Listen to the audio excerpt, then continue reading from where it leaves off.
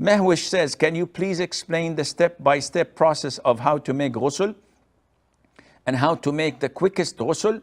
Can we do quick ghusl if we want to purify ourselves from menses? The answer is yes. Ghusl is one, which is to intend to uplift the major ritual impurity by covering your whole body with water and turning the water in your mouth and rinsing your nose. So the sunnah way is to first of all wash your hands 3 times, wash your private part, then wash your hand again with a detergent so that no najasa is there. Then perform wudu, normal wudu, with the exception of the feet, don't wash them. Then take 3 scoops of water and wash your hair thoroughly, reaching the scalp. Then pour water over your whole body, wash your feet, that's it. This is the sunnah.